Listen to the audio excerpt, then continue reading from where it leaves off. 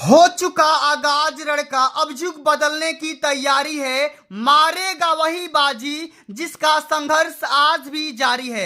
बहुत बहुत स्वागत है आप सभी का हमारे चैनल पे। जितने अभी विद्यार्थी क्लास 10th में हैं और 11 मार्च को आप लोग का सामाजिक विज्ञान का पेपर है, तो मेरे प्यारे बच्चों, आज के इस वीडियो के माध्यम से मैं आप सभी के लिए सामाजिक विज्ञान का 100% वायरल पेपर लेकर के आ चुका हूं। और बच्चों, इस वीडियो के माध्यम से मैं आप सभी को पूरा पेपर फुल सॉल्यूशन के साथ में बताने वाला हूं। साथ में दोस्तों ये भी बताने वाला हूं कि अब की बार 10 नंबर वाला आप सभी का मैप फिलिंग कैसे करना है और अब की बार टॉपर के जैसे कॉपी कैसे सॉल्व करना है, क्या तरीका अपनाना है, कॉपियां सॉल्व करते समय कौन सी गलतियां नहीं करना है। इस वीडियो के माध्यम से पूरा तरीका के साथ आप सभी लोगों का ये पूरा पेपर सॉल्व करके दिखाने वाला हूं। बस मेरे प्यारे बच्चों, पेपर का कोड याद रख लेना, 825 ईडी करके दिया गया है। पेपर का कोड मत भूलना। और बच्चों, ये पेपर हर सेंटर पे 100% लीक चल रहा है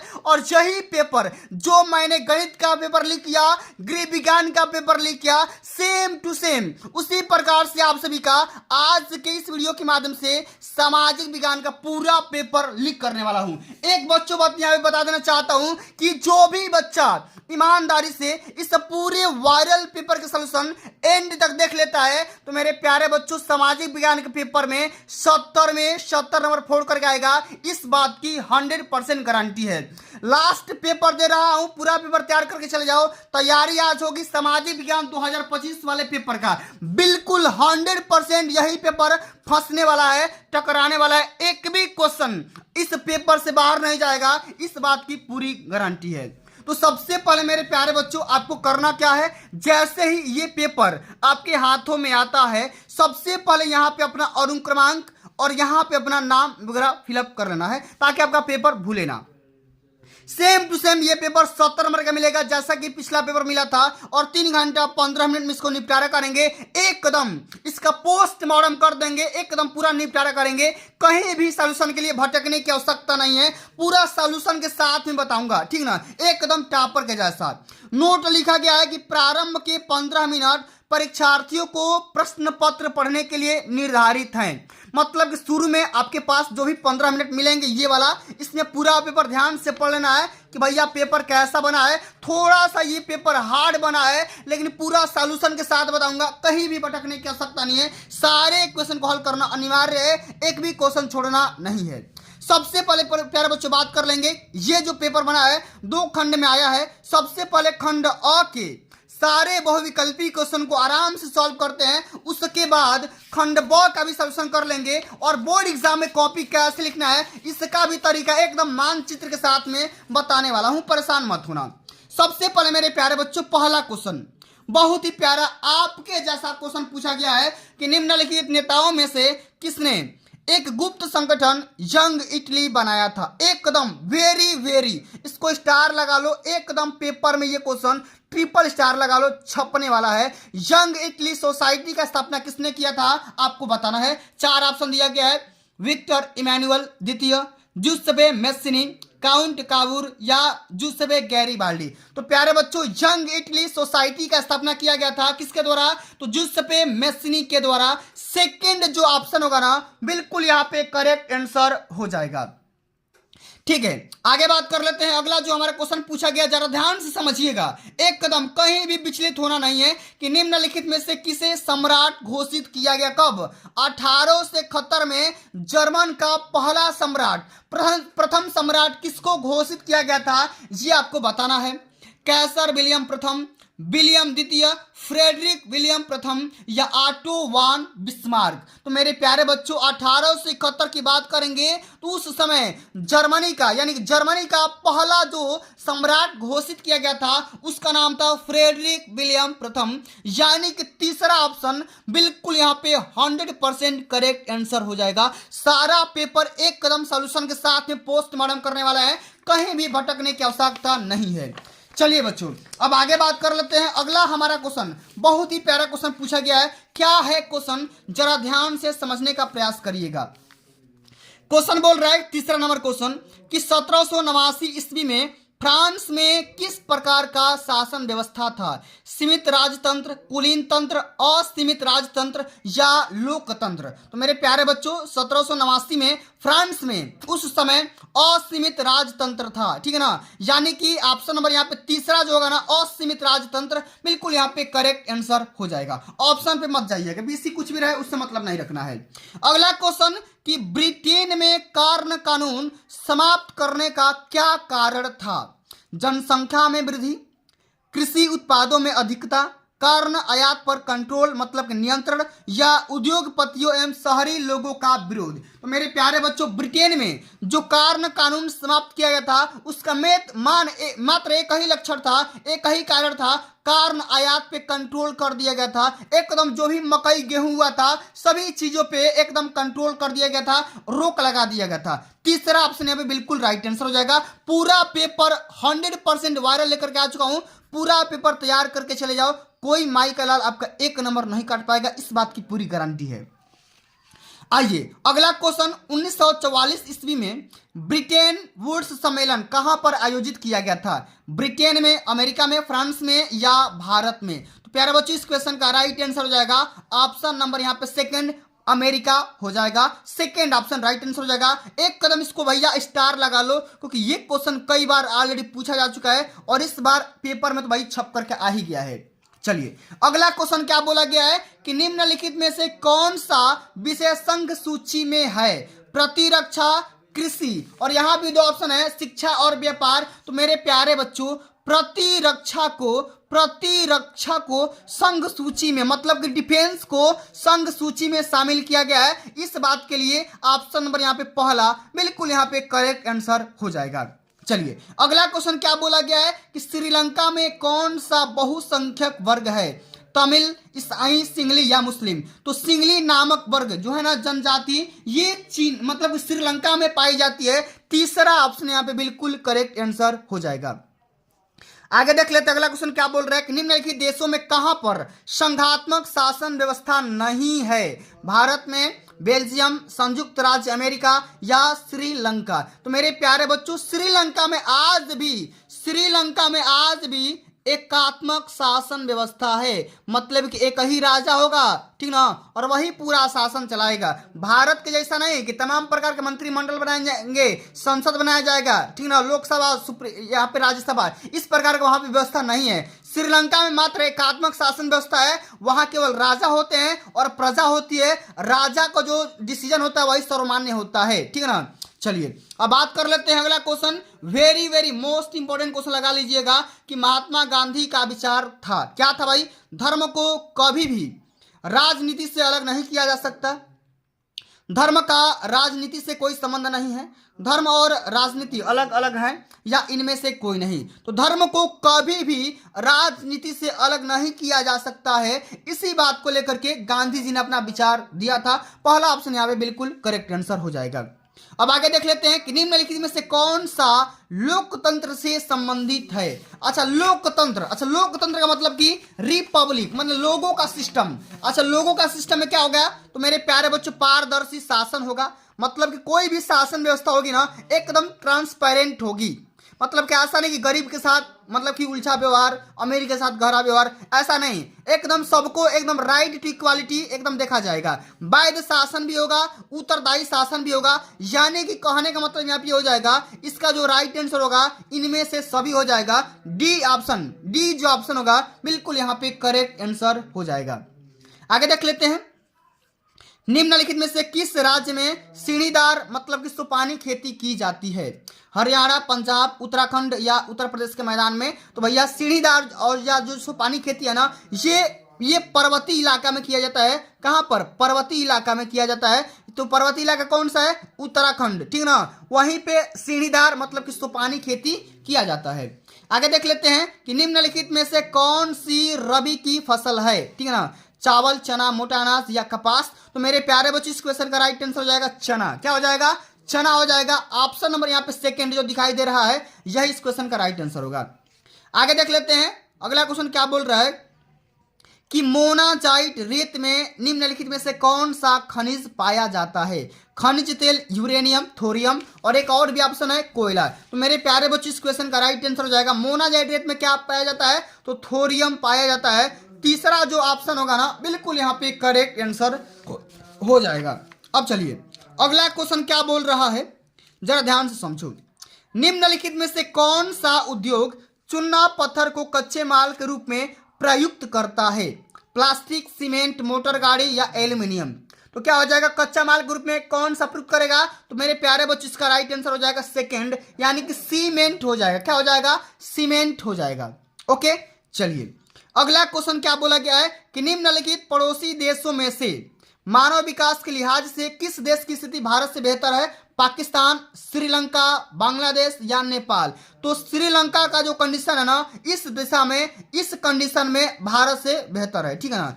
चलिए अगला क्वेश्चन क्या बोला गया है कि निम्नलिखित में से कौन सा खनिज धात्विक है? धात्विक मतलब मेटॉलिक है। क्या है भैया? मेटॉलिक है।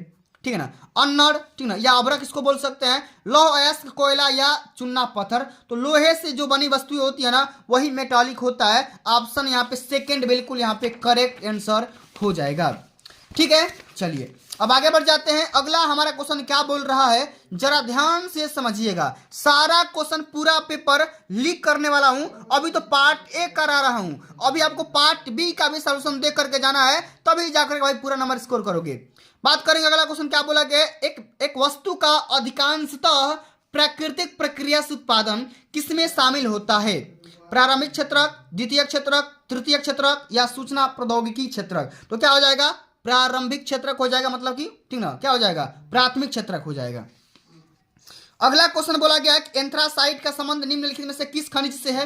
लौह अयस्क, बॉक्साइट, कोयला या सोना? तो एंथ्रासाइट कहने का मतलब क्या हो जाएगा? कोयला से है ना। ऑप्शन नंबर यहाँ पे सी जो होगा ना बिल्कुल यहाँ पे करेक्ट आंसर हो जाएगा।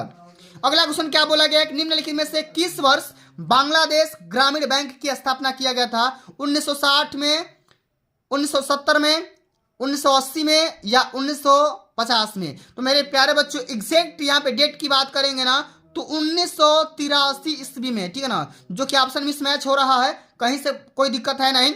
1983 ईस्वी में बांग्लादेश ग्रामीण बैंक की स्थापना किया गया था। ठीक है अगला क्वेश्चन बोला गया है कि सार्वजनिक और निजी क्षेत्र का वर्गीकरण निम्नलिखित में से किस आधार पर किया जाता है, निर्धारित किया जाता है? रोजगार की शर्तें, आर्थिक गतिविधि या गति की प्रकृति या उद्यमों के स्वामित्व, और एक और भी ऑप्शन है उद्यमों में नियोजित श्रमिकों की संख्या। तो मेरे प्यारे बच्चों जो भी प्राइवेट सेक्टर या गवर्नमेंट सेक्टर डिवाइड होते हैं ना वो उद्यमों के स्वामित्व के आधार पे होते हैं। तीसरा जो ऑप्शन होगा ना बिल्कुल यहाँ पे करेक्ट आंसर हो जाएगा। ठीक है ना।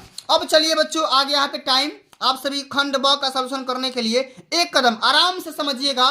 पूरा नंबर यहाँ से पूरा क्वेश्चन बताने वाला हूं, कहीं भी आपको भटकने की आवश्यकता नहीं है। ठीक है ना। अब चलिए सबसे पहले बात करेंगे निम्न प्रश्नों के उत्तर आपको प्रत्येक 80 शब्द में देना होगा। आराम से समझिएगा, एक एक क्वेश्चन आपको बताने जा रहा हूं आराम से। ठीक है ना। चलो क्या है क्वेश्चन पहला कि 18वीं शताब्दी के अंत में भारत से कपड़ा निर्यात में गिरावट क्यों आई? 2 कारण लिखिए।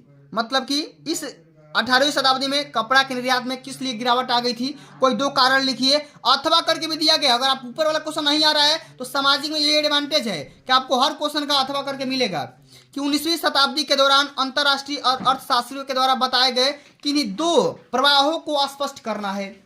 तो या तो ऊपर वाला कीजिए नहीं तो नीचे वाला कीजिए। हम बच्चों आपको बताएंगे ऊपर वाला क्वेश्चन का सॉल्यूशन। एक कदम आराम से समझिएगा। ठीक है ना, एक कदम आराम से। वर्णनात्मक प्रश्न, ठीक है ना, प्रश्नोत्तर संख्या पहला।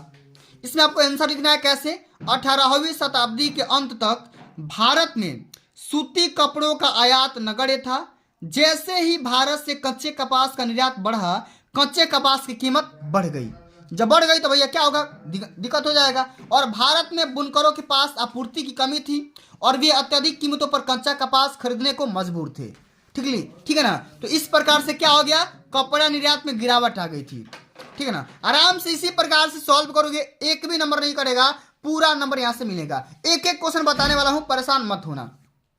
चलो अगला क्वेश्चन क्या बोला गया है कि भारत में राजनीतिक क्षमता के विकेंद्रीकरण के पीछे का मूल क्या सोच थी? ठीक ना। अथवा करके भी दिया गया कि भारत में केंद्र और राज्यों के बीच सत्ता के बंटवारे की दो विशेषताओं के बारे में आपको लिखना होगा। अब दोनों क्वेश्चन में से किसी एक क्वेश्चन को सॉल्व करना है। हम करेंगे विकेंद्रीकरण के बारे में, क्या होता है समझ लेते हैं, ठीक ना।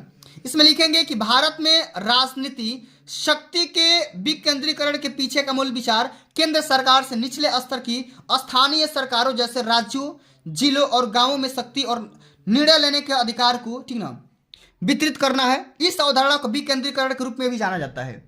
ठीक है, आराम से इसको सॉल्व कर लेंगे, पूरा नंबर यहां से मिल जाएगा, एक भी क्वेश्चन यहां से नहीं छूटेगा।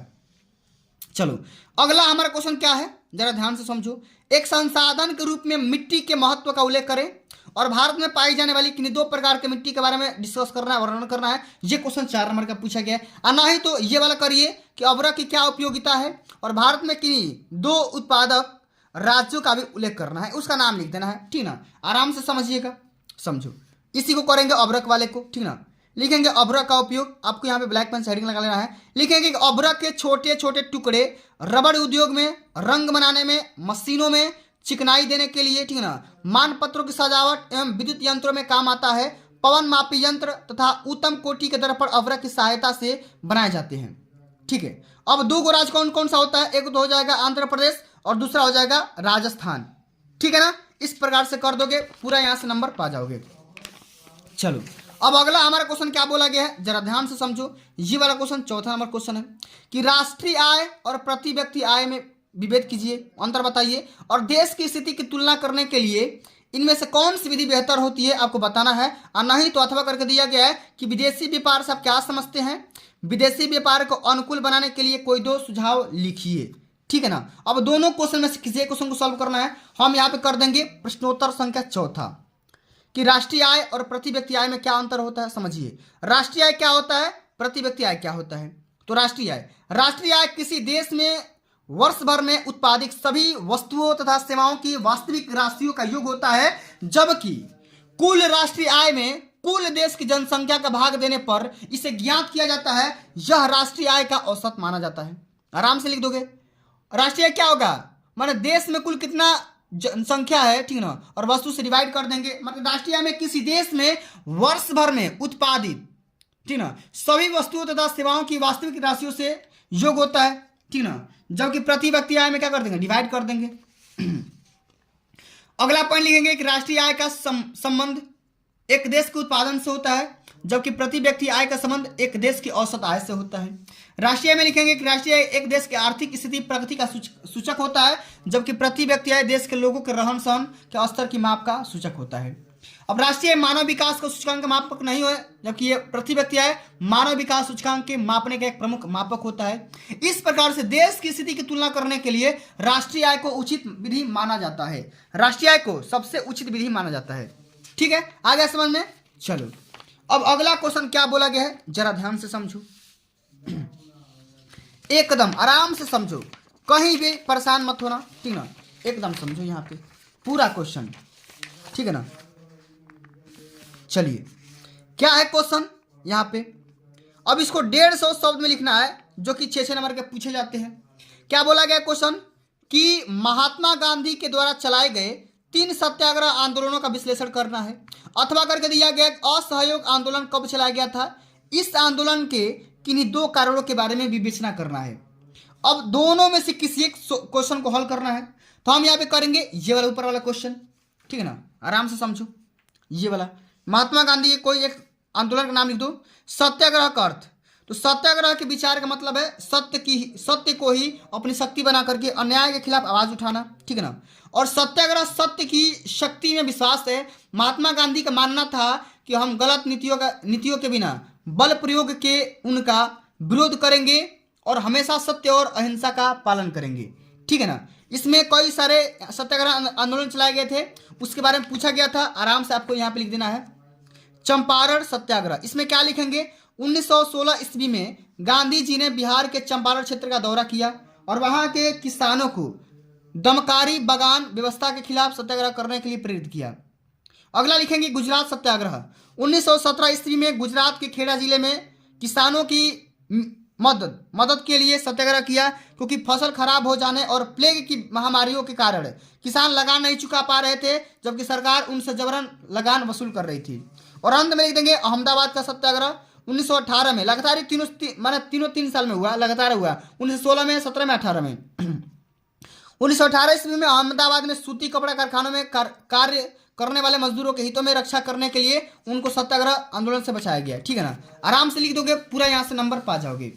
अब अगला क्वेश्चन हमारा क्या बोला गया, जरा ध्यान से समझो कि भारतीय समाज में जाति प्रथा में अभी भी प्रचलित है, इसके कारण क्या है, समाप्त कैसे कर सकते हैं, कोई 2 कारण बताओ, कोई 2 उपाय बताओ। नहीं तो भारत में महिलाओं के प्रति भेदभाव के तरीकों के बारे में डिस्कस करना है। आइए समझिए, ऊपर वाला क्वेश्चन समझेंगे, आराम से समझेंगे। ठीक है ना, क्या लिखा गया है कि भारत में जाति प्रथा का सबसे मुख्य कारण है यहाँ की सामाजिक वर्ण व्यवस्था है, जो किसी अच्छे उद्देश्य के लिए स्थापित की गई है, लेकिन उसने विकृत रूप धारण कर लिया है और भारत में जाति प्रथा प्रचलित है। जाति आधारित रोजगार के कारण रुचि रखने पर भी लोग एक दूसरे के तीसरे धंधों को अपना नहीं पाते हैं, फलतः बेरोजगारी के शिकार भी हो जाते हैं, और इस प्रकार जाति प्रथा भारत के लिए प्रमुख कारण बन गया है। अब इसको कैसे रोक सकते हैं, ध्यान से समझो। स्कूल, कॉलेज, धर्मशाला, छात्रावास आदि के नामकरण में जाति सूचक शब्दों का प्रयोग करना एकदम कानूनी तौर पे निषिद्ध किया जाना चाहिए, और जाति संगठन परिचय सम्मेलन पर कानूनी प्रतिबंध लगाना चाहिए। ठीक है ना, इस प्रकार से ये 2 कारण हो सकते हैं समाप्त करने के। ठीक है, अब अगला हमारा क्वेश्चन क्या है, जरा ध्यान से समझिएगा कि गन्ने की खेती करने के लिए उपयुक्त भौगोलिक परिस्थितियों के बारे में डिस्कस करना है, और भारत में पाए जाने वाले किन्हीं 3 उत्पादक राज्यों के नाम भी लिखना है। और नहीं तो भूख क्षरण क्या होता है, क्या समझते हैं, इसे रोकने के लिए कोई 4 उपाय लिखिए। ठीक है ना, आराम से। तो मेरे प्यारे बच्चों को कॉपी हल करते समय ये प्रकार का रंग बिरंग का इस्तेमाल नहीं करना है, मैं थोड़ा सा अच्छा दिखने के लिए यहाँ पे इस्तेमाल किया हूँ। इसमें लिखेंगे प्रश्नोत्तर संख्या 7वां, भूक्षरण क्या होता है, तो भूमि के कणों का अपने मूल स्थान से हटने एवं दूसरे स्थान पर एकत्र होने की क्रिया को भूक्षरण या मृदा अपरदन कहते हैं। कारण क्या होता है, जनसंख्या विस्फोट, औद्योगिकरण, शहरीकरण, वन विनाश, अत्यधिक चराई, ठीक ना, झूम कृषि, खनन इसके प्रमुख कारण हो सकते हैं। अब कौन कौन से तरीके हो सकते हैं इसके माध्यम से रोका जा सकता है, सबसे पहला समनुचित जुताई, पट्टीदार खेती, भू परिष्करण प्रक्रियाएं, और वायु अवरोधक या आश्रय आवरण, इस प्रकार से बढ़िया से कर दोगे। अब अगला हमारा क्वेश्चन क्या बोला गया है, अंतिम नंबर क्वेश्चन है, जो कि 8वां नंबर, इसके बाद मानचित्र आ जाएगा। प्राथमिक अथवा या द्वितीय क्षेत्र की विशेषता के बारे में विवेचना करना, ये क्वेश्चन 6 नंबर का है। और नहीं तो असंगठित क्षेत्र को श्रमिकों की समस्या के बारे में विवेचना करिए। आराम से समझिएगा, प्राथमिक क्षेत्र क्या होता है, द्वितीय क्षेत्र क्या होता है, समझो।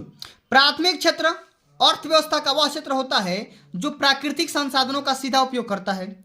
इसमें कृषि, मछली पकड़ना, खनन करना शामिल होता है, और भारत का लगभग 70% आबादी इसी पे डिपेंड होता है। ठीक है, इसी पे डिपेंड है। सेकेंडरी एरिया क्या होता है, क्षेत्र क्या होता है, तो द्वितीय क्षेत्र महत्वपूर्ण है क्योंकि यह प्राथमिक और तृतीय क्षेत्र के विकास का समर्थन करता है, और यह भारत के सकल घरेलू उत्पाद माने जीडीपी और रोजगार टोकरी में भी महत्वपूर्ण योगदान देता है, और यह प्राथमिक क्षेत्र के उत्पादों को उपभोक्ता को उपयोग योग्य उत्पादों में परिवर्तन करने में मदद भी करता है, एकदम हेल्प करता है। आराम से यहाँ पे लिख दोगे, पूरा नंबर यहाँ से पा जाओगे। अब मेरे प्यारे बच्चों, बात यहाँ पे आता है निर्देश करने के लिए कि मानचित्र। अब मानचित्र कैसे करना है, ये अपने आप में एक टफ यहाँ पे टॉपिक आ जाता है, और उतना भी टफ नहीं है जितना आप लोग समझते हो। सबसे पहले मैं आपको आइडिया दे रहा हूं, और एक मैं सेपरेट वीडियो में एकदम 10 मिनट में इसको बढ़िया से बता दूंगा। ठीक ना, आज का वीडियो थोड़ा सा ज्यादा लंबा हो गया है, परेशान मत होना। अभी मैं 1-2 मैंने आज सुबह में ही अपलोड कर दूंगा, परेशान मत होना। इसमें बोला गया कि निम्नलिखित प्रश्नों के उत्तर दीजिए और मानचित्र बताइए। सबसे पहला है कि भारतीय राष्ट्रीय कांग्रेस का अधिवेशन कहां पे हुआ और 1920 में आपको बताना है। तो सबसे पहले मेरे प्यारे बच्चों, आपको इसी प्रकार से मानचित्र मिलेगा, 9 का ए, 9 का बी, 9 का, इस प्रकार से आपको हल करना है। सबसे पहले तो इसका जगह का नाम लिखना है, प्लेस का नाम कहां पे हुआ, अब वो स्थान इस मानचित्र में कहां पर पड़ेगा। ठीक है ना, उस स्थान को यहाँ पे देख करके साइन करके एकदम बढ़िया से डिनोट कर देना है।